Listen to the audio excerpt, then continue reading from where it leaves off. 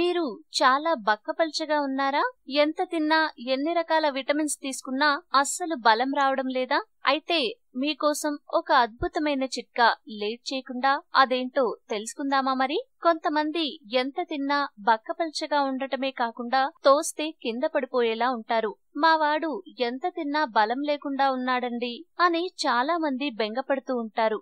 అలాంటి వారు ఈ చిట్కాలను పాటిస్తే బలం లేనివారు బలంగా, పుష్టిగా మారతారని ఆయుర్వేదం చెప్తోంది. అదేంటో తెలుసుకుందాం. ఖర్జూరం. నీటిలో ఖర్జూరం పళ్లను వేసి నానబెట్టి పంచదారతో కలిపి తాగుతుంటే బలం కలుగుతుంది. ప్రతిరోజు నల్లటి నువ్వులు తిని చల్లటి నీళ్లు తాగుతున్నట్లయితే బలం వస్తుంది. స్వచ్ఛమైన బంగారాన్ని నీటిలో వేసి కొంతవరకు మరిగించి తర్వాత ఆ నీటిని చల్లార్చి గోరువెచ్చగా ఉన్నప్పుడు ఉదయం, సాయంత్రం తాగుతున్నట్లయితే మీకు ఏనుగు వంటి బలం వస్తుందట. దాంతో పాటు మీ ముఖం మంచి కాంతివంతంగా మారుతుంది.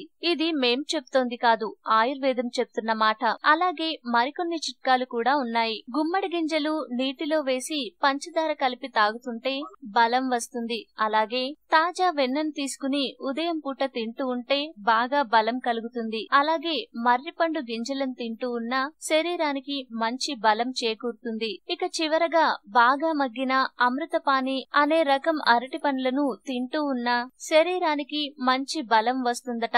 మార్కెట్లో దొరికే అనవసరమైన కల్తీ ప్రోడక్ట్లను వాడి అనారోగ్యం తెచ్చుకునే కన్నా మన ఇంట్లోనో పెరట్లోనో దొరికే ఆహార పదార్థాలతో మన ఆరోగ్యాన్ని కాపాడుకోవడం ఎంతో మిన్న.